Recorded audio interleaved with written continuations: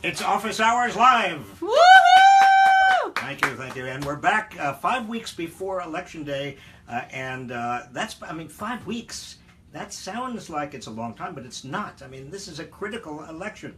And please share right now because I'm live and you're live. And Dolly Parton is not, well, she's not on that tape live, but I'm sure she's around. She still hasn't contacted me. Dolly, I am waiting for you to contact me and at least just say hello and tell me whether you're going to vote for Hillary or Donald Trump. Not sure I want to know, Dolly. But listen, today we're going to talk about Trump's taxes. We're going to talk about tonight's debate, vice presidential debate, and I'm going to take your questions. We're going to do it all in a half an hour, and you're sharing this, and yeah, we're ready to go. We're ready to go, right? Yeah, all right. So first of all, there are a couple of things you need to focus on with regard to Trump's taxes. And one of the things that you need to focus on is that there is a scandal here, but one of the scandals is not just Trump paying, which we think he has not paid. I mean, he hasn't denied it, let's put it this way. There is reason to believe he has not paid any taxes at all for the last 15 years, maybe longer, maybe 18 years. But one of the scandals here is that it may have been perfectly legal. That is, the tax code does allow businesses and business people to take what are called tax losses, that is, losses on their operations, and carry them forward. So if Donald Trump actually did lose about $1 billion in 1995, he could take that loss and subtract it for the next forever, I mean not forever, for 18 years from his income. From his income taxes, which is why there is a reason to believe that he hasn't paid any taxes. And the thing about this you want to know is that you can do this, particularly if you are a real estate mogul, a developer, because you can deduct your, in fact, you take out big loans, all right? And those loans you put into your buying of investment properties. And then if things don't work out, if you lose a lot, what happens? Well, your losses are still counted as losses, even though they're based on big loans, even though you can get tax deductions on those loans, and you probably did take tax deductions on those loans, on the interest on those loans, so you're already double or triple counting. And if your income, by contrast, is as a worker, you get regular income, a salary, you can't do that. You can't take, if you have a low salary one year and you have a high salary the next year, you can't average them over the years. You can't do what big, real estate moguls and others whose income is entirely in assets can do. And you also, normal people, don't get the benefits of capital gains. They have to pay normal income taxes on normal income. But people like Donald Trump, obviously, all their income is on the basis of capital gains that is paid at a lower rate than ordinary income. And so you see how the tax code has been loaded. I mean, this scandal, Trump's scandal, is really a scandal of the tax code itself. But, the amount that Donald Trump actually took in 1995 in terms of these losses against his income, we're talking about 2% of all operating loss carry forwards in the entire United States. In other words, that year, in 1995, add up all of the operating loss carry forwards that all of the businesses and business people took. Donald Trump's almost $1 billion was 2% of that entire total. Himself. For himself. By Trump. So even though this is all legal, and it's a scandal that it is legal, the scale of Donald Trump's non-payment or the use of this particular loophole is unprecedented. Now here's another thing you ought to understand. Trump's responses to all of this.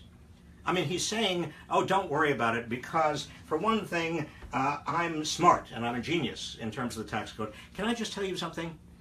All Trump did was get some very smart tax lawyers. He doesn't know the tax code. He just hires and pays tax lawyers to do all of this. The second thing he says is he does just what's legal. Can I tell you something else?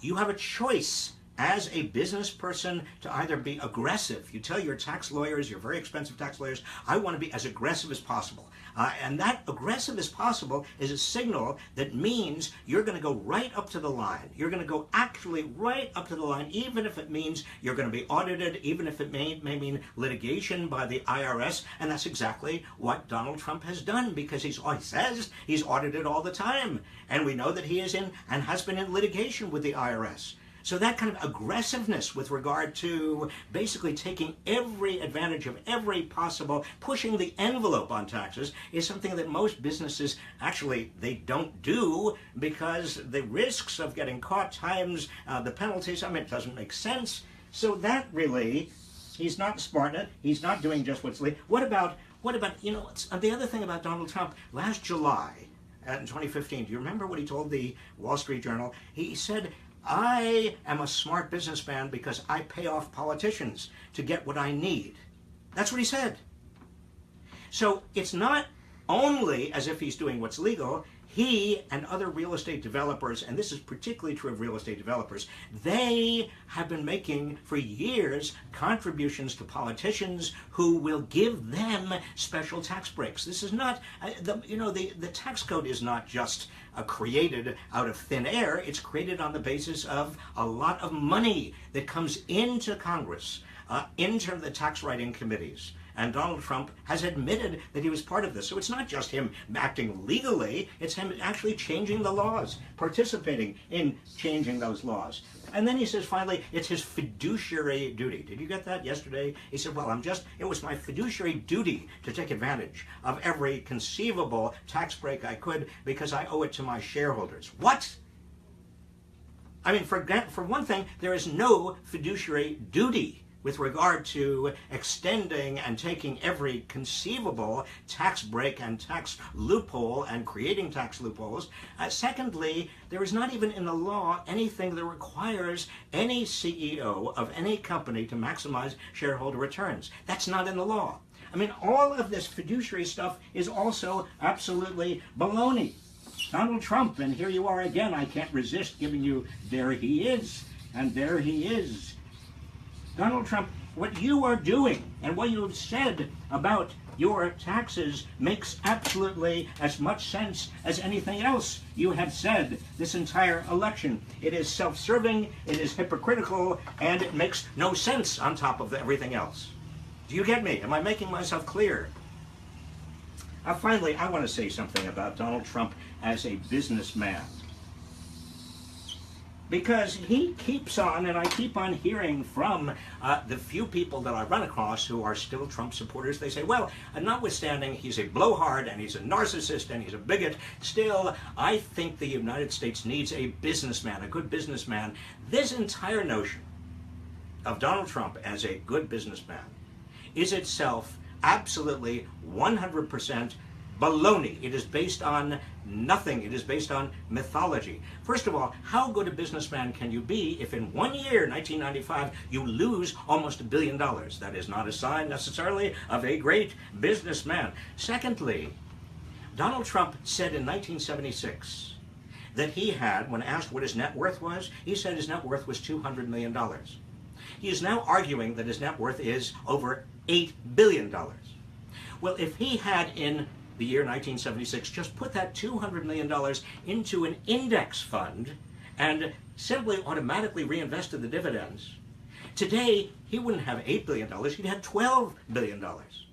In other words, Donald Trump has actually lost himself $4 billion by his own admissions in terms of what he has said he had in the year 1976 and what he has now. He's lost $4 billion from what he'd automatically have if he had just used an index fund.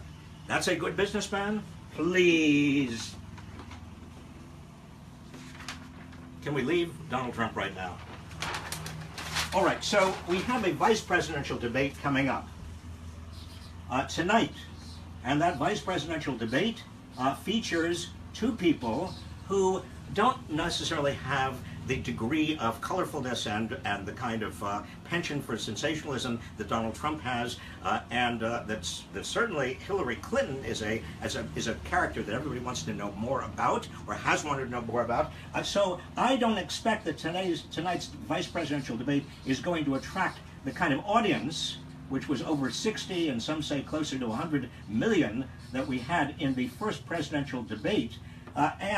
These characters, Mike Pence, who is the Donald Trump's vice presidential candidate, well, he's been called kind of a genteel Ted Cruz. Is that right? I mean, that comports with everything I know about Mike Pence. Mike Pence is governor of Indiana.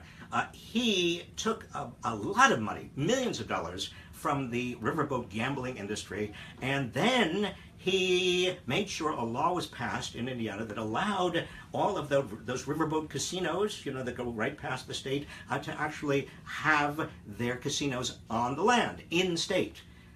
Well, that's sort of the most extreme example. It's maybe not extreme, it's certainly a typical example of a payoff. In other words, he's a typical governor, particularly Republican governor, who gets paid off by industry. Another thing that you want to know and bear in mind, unlike Tim Kaine, Mike Pence is going to be delegated by Donald Trump. If the worst that happens, Donald Trump becomes president, Donald Trump, knowing him and knowing how he runs his organizations, he's not going to get into any of the details about governing. That means Mike Pence is actually going to be the president. Donald Trump is going to be the front man. Donald Trump is going to be the promoter. Donald Trump is going to be making the big statements. Donald Trump is going to be getting us into trouble. Donald Trump is going to be causing all kinds of chaos. But actually the detailed day-to-day running of the government is probably going to be given to Mike Pence. So you want to know about him in the off chance that Donald Trump does become president and Mike Pence has all of that delegation. Also bear in mind that Donald Trump is 70 years old. Now that's pretty old. 70-year-old. I mean 70. I'm 70. I mean 70, you have to at least consider the possibility, right? That a vice president might step in. Hillary's 68. You also have to consider that possibility with regard to Tim Kaine. These are relatively on the older side of presidential candidates, therefore vice presidents mean more. The other thing tonight to keep a special watch on is that the questions toward both of them, but particularly toward Mike Pence, are going to be how to justify what Donald Trump has been saying. Michael Pence so far has been kind of a verbal pooper scooper for Donald Trump. You know what I mean? I mean, going around cleaning up the messes that Donald Trump has made. He's going to be asked about Donald Trump's taxes tonight. And so beware there. Tim Kaine is... I don't know him personally. I have heard he is a moderate Democrat. He is not exactly a Bernie Sanders Democrat.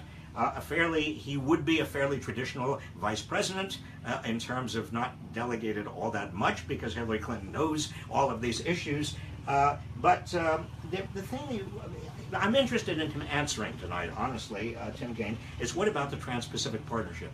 He has been very supportive of the Trans-Pacific Partnership, and he hasn't specifically come out against it as Hillary Clinton has, so it'll be interesting to know where he stands on all of this.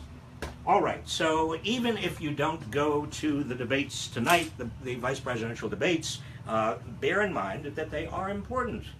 They are important. Not quite as exciting, maybe, as the other debates, but they are important. Which gets us to your questions. I hope you have a lot of questions today because there are lots going on. 5 weeks, by the way. 5 weeks to Election Day. Betty Moore, do you think the revelations about Trump's taxes will make any difference in his level of support? Betty, with regard to, there is about 80% of Trump supporters are actually committed Trump supporters. I don't think he could say or do anything that would shake them from their support. But you've got about 20%, according to the polls, who are supporting Trump, who still are saying that they're going to the polls, but are not that committed, are not 100% committed. And I think these revelations could make a difference. Axel Cook, instead of just talking about how horrible Trump is, for not paying taxes for 2 decades, shouldn't we be talking about closing the loophole that made it legal? Absolutely, Axel, and I think that that is, as I indicated, part of the big scandal with regard to not only the loss carry forward loophole, capital gains advantages, but also the fact that most people who make actually income for a living and don't live off of capital gains can't do any of this. Megan White, tell us more about your recent trip to Canada. Have you been visiting potential new houses if Trump is elected? No, I haven't.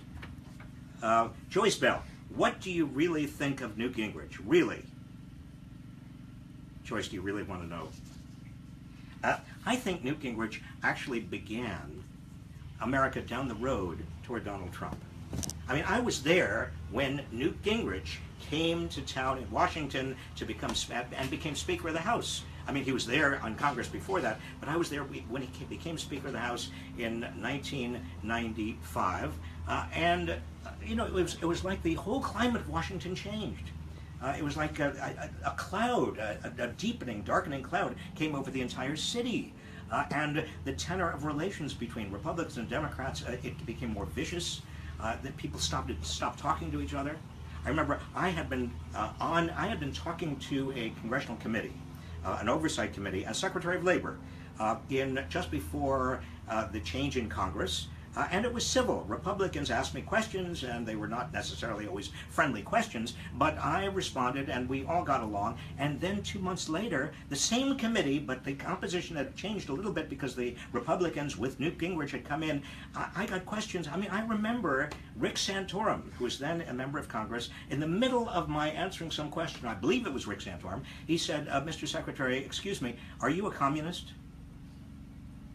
And I didn't believe it. I said to my assistant, is he serious? And my assistant said, I'm afraid so. Newt Gingrich began what we are now going through. Emil Torres, what is the bigger implication of Russia's withdrawal from the plutonium disposal treaty? How scared should we be? Emil, it's a good question. I think we should be very concerned. I think it's a big deal because it marks a very explicit, open, conspicuous turning point in terms of Russia's engagement and cooperation with us about nuclear fissile materials. And I think it is a calculated signal that Putin really is angry to the point where he is willing to sacrifice some of the gains that Russia and the United States have made over the last few years. Because it's all about power. It's about his own personal power. I mean, Putin is the Russian equivalent of somebody in the United States who's running for president. And I'm not talking about Hillary Clinton. Michael McKeenan, does it make sense for the Clinton campaign and its surrogates to focus so exclusively on Donald Trump and not on the Republicans? Doesn't this give Republicans, other Republicans, candidates, a free pass on down-ticket races? Michael, I am concerned about that, frankly. I worry that by making Donald Trump the only villain of the piece and not linking him to the Republican agenda, and a lot of what Donald Trump wants in terms of trickle-down economics and deregulation and repealing Obamacare and going, I mean, everything else is, it's not all the typical Republican agenda, but a lot of it is the old Republican agenda. And by not talking about that Republican agenda, I worry that Hillary Clinton and the Democrats are in effect allowing Republicans who are running for the Senate and also for the House to get kind of a free pass by saying, oh, well, we're not with Trump. We're not that kind of person. We are traditional Republicans, traditional conservatives. No, there is a huge and important overlap. Phyllis Nunn, why isn't climate change in the debates front and center?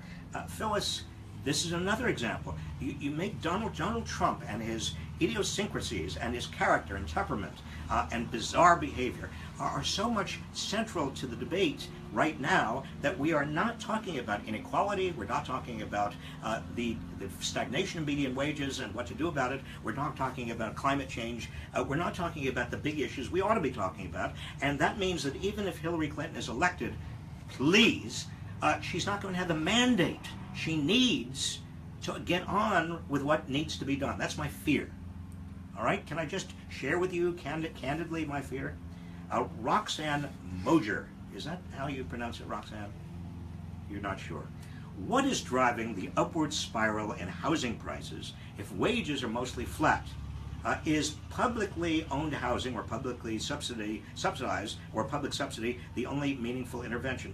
No, Roxanne. What's driving the upward spiral in housing prices is something like what drove it before 2008. That is, you get a lot of speculation. Some of it is foreign money coming in, billionaires around the world. Some of it is people who are stretching themselves, paying much a larger percentage of their income than ever before for housing because they expect housing prices will continue to increase. Well, if everybody does that, you know what that is called? It's called a bubble.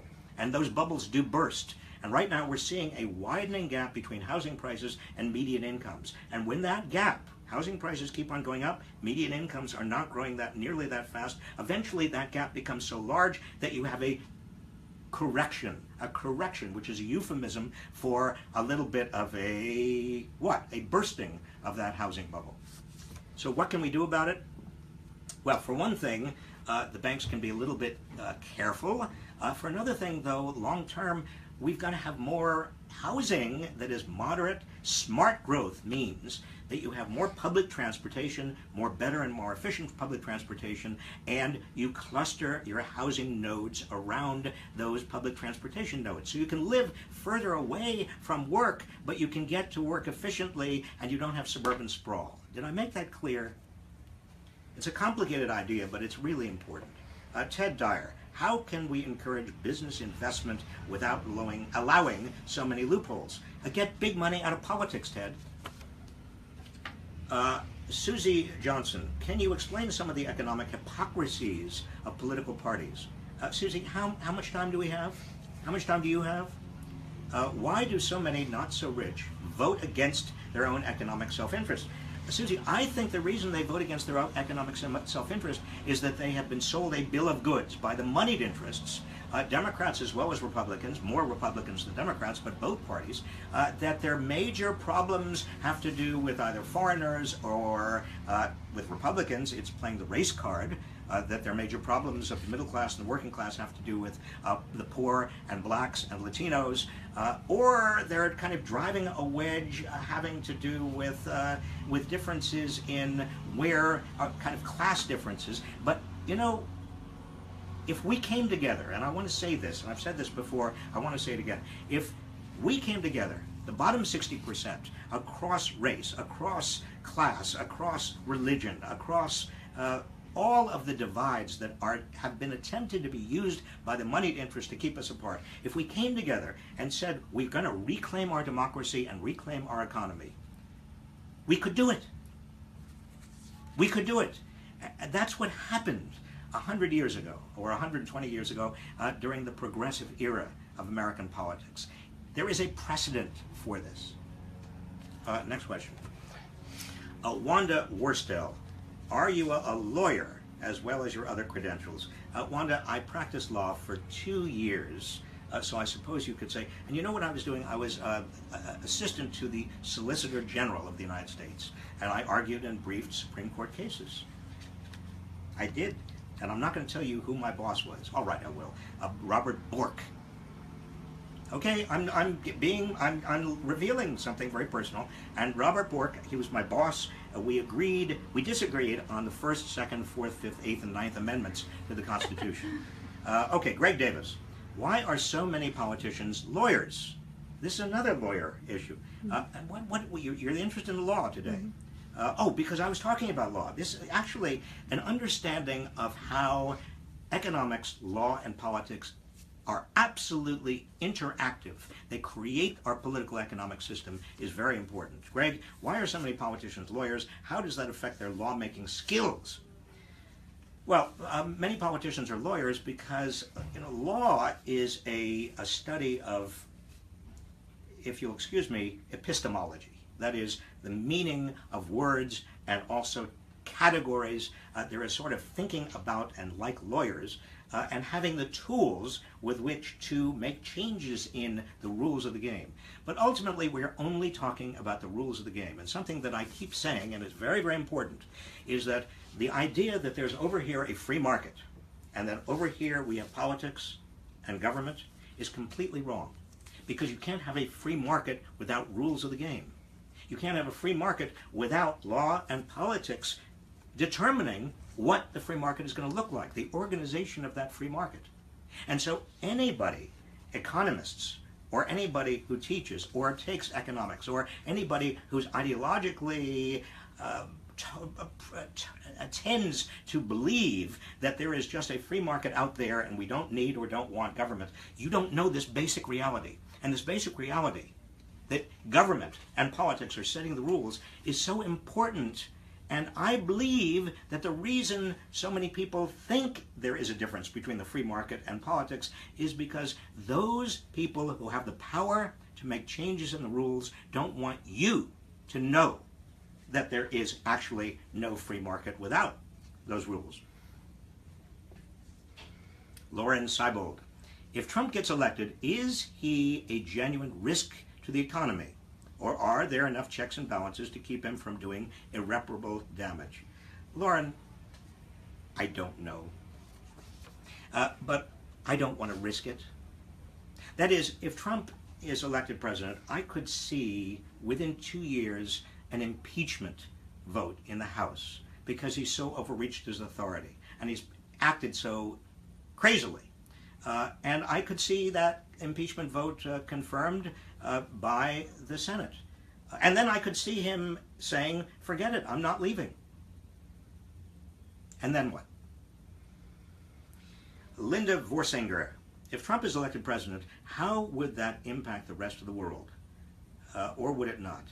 The rest of the world, Lauren, is already deeply, deeply worried about the prospect of a President Trump. I hate to even use those two words together, President and Trump. The rest of the world thinks we are completely out of our minds. It doesn't understand that it's the Republican Party that is out of its mind. We have time for just 2 more questions. All right, Helen Krikorian-Stockhorst. That's an amazing name, Helen. I don't mean to, that's not a disparaging remark. I'm just impressed. Why does the Fed have a former Wall Street chairman and former investment group partner regulating our system? Well, Helen, the Fed, the members of the Fed are, a lot of them are bankers, a lot of them are financiers. I think that there needs to be more people on the Fed who are not part of the banking system, are not bank presidents. I've said that for a long time. They're not bad people on the Fed, but I think that the Fed needs to more accurately reflect where most people are. It is balancing. Remember, what the Fed is doing with monetary policy in terms of setting interest rates is balancing the possibility of inflation against the need for full employment. I mean, that's basically a lot of what it does. And I happen to be on the side of more jobs and more employment. I don't think inflation is a danger at all. I think the Fed is flirting with raising interest rates now. It should not be raising interest rates now. The economy is still too fragile. Sarah Jo, can you talk a bit about your career? How did you end up as labor secretary? Sarah Jo, I don't know how I ended up as labor secretary. I ended up as labor secretary, I suppose, because I knew Bill Clinton and Hillary Clinton, and I had written a lot of books, and I was saying things in the late 80s and early 1990s before the Clinton administration, such as we have to invest in our workforce. We have to invest in education. We have to invest in job training. We've got to invest in infrastructure. We've got to make sure that we put people first. That an economy is not the companies that are in it, because those companies are becoming global. And an economy is not just physical capital, because physical capital is also becoming global. It's not just financial capital, because financial capital is becoming global. An economy can best be defined as the people inside that economy and their intelligence and their skills and their capacity to innovate and the infrastructure that links us together. That is the definition of an economy. And if we're not making those investments, we are not going to have a successful economy. And one of the things that is frustrating to me is that I was saying that 25 and 30 years ago. And I don't believe that even the Clinton administration did nearly enough to respond to that new reality. But we will. We can. There is time. And I believe that the core of the Bernie Sanders, Elizabeth Warren, the progressive movement is to make average working people and the poor the center of our economy, where they should be. And on that note, I will see you. Remember, 5 weeks to Election Day. And hope you have a very, very good week. See you next week. At this time, at this place. Bye.